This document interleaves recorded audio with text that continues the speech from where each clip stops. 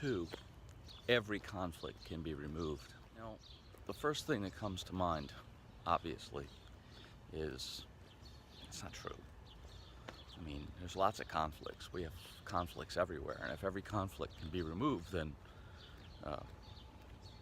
we'd all want that, right?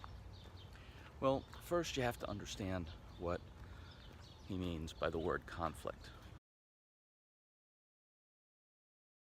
Conflict is defined as when what we want is a contradiction. So I would like to have my cake, and I would like to eat my cake. What I want is a contradiction. So I have a conflict. Now, two people can have a conflict. I can want the patient to stop drinking, and the patient wants to not stop drinking. We have a conflict.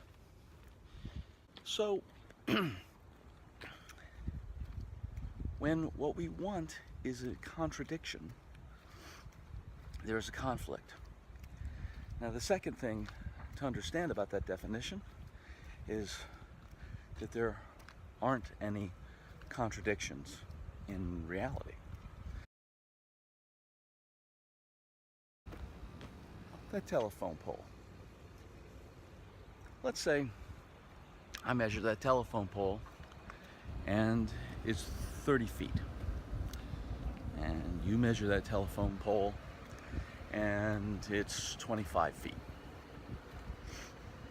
Now, would any of us think that because I said it's 30 feet and you said it's 25 feet, that the best thing to do would be to compromise and just, let's call it 28 feet?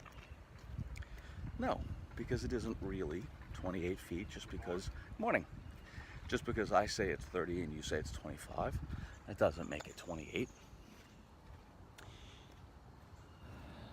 It may not be 30, it may not be 25, but think of the things that happen when we come across a contradiction in reality. We think about the measuring device might be wrong. We might disagree about our definition of a foot. You might be using a completely different definition of foot than I'm using. Your device might be faulty, my device might be faulty. I might have gotten the wrong pole and thought I was measuring the same pole you were measuring. All kinds of things. But in reality, that pole only has one length. And if someone comes up with more than one length for that pole, there's a problem, because there are no contradictions in reality. So I have no idea how long I've been talking to you without recording, but it's been a while. So I think we'll go back to where we started talking about TOC thinking processes. Yes, it's obvious that talking to a patient about stopping drinking and measuring a pole are two very different things. And measuring a pole seems trivial compared to talking to someone about not drinking. But there is a specific thinking process based on another one of Goldrat's insights, which is that you can't state a problem clearly until you can state it as a conflict between two necessary conditions. Right now, we just have wishes. I wish the patient to stop drinking. The patient wishes to not stop drinking. These are wishes, not necessities.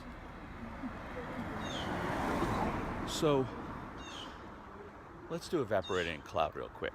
On a piece of paper, write the patient stops drinking in the upper right-hand corner. That's my wish. Now, a few inches below that, write the patient keeps drinking. That's the patient's wish. Connect those two with a jagged lightning bolt looking arrow heading down from the top one to the bottom one. That's the conflict arrow. And that shows that there's the contradiction. These two things can't coexist. Now, still, we just have wishes, not necessary conditions.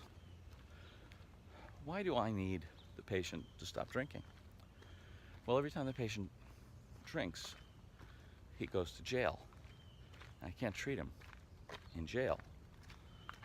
So, if I'm going to treat him, I need him to stay out of jail.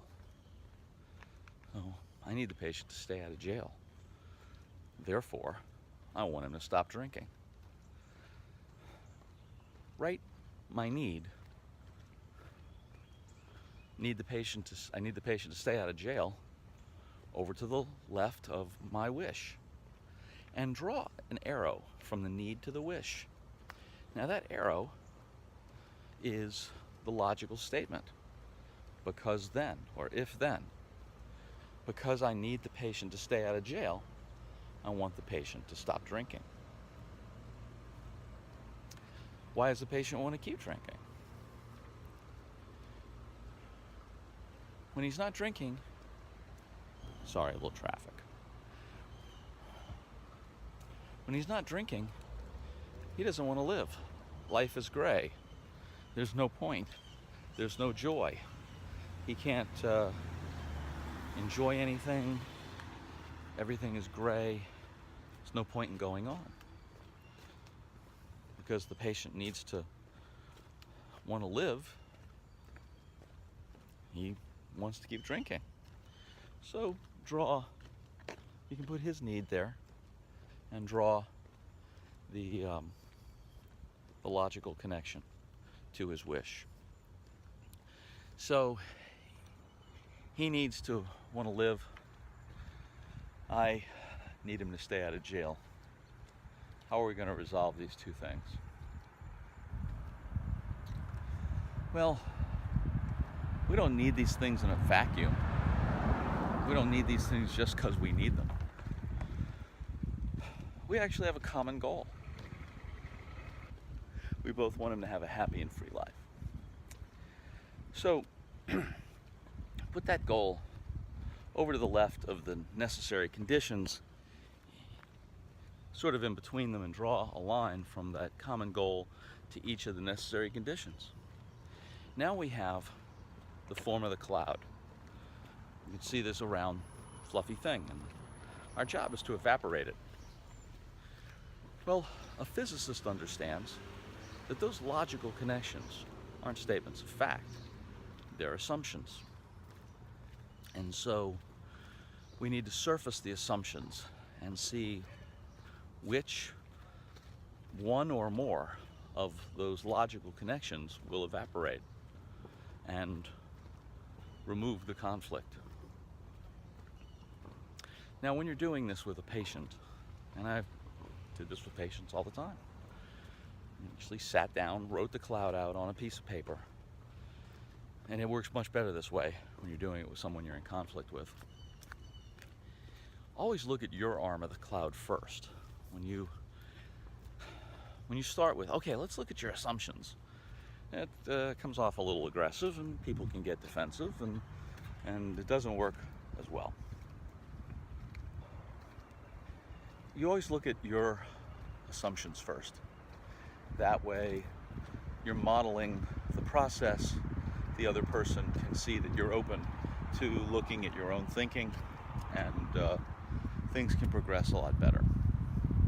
So each one of these things has at least two assumptions behind it. And you raise those assumptions, and you do it with the other person. And it always happens that by raising these assumptions, you say, oh, well, that doesn't follow, does it? That's not necessarily true. And the arm goes away and the cloud evaporates. In this case, for instance, when I would do this with patients, the most common outcome was that when I told patients that I wasn't asking them to not drink and feel miserable, I was asking them to let me treat them with medication to actually change the underlying biology that led to them feeling so bad when they didn't drink, so they wouldn't need to drink. their assumption fell away and there was no more conflict. So this doesn't just work in medicine, but it does work in medicine too, and it works. Every conflict can be removed. Have a great day.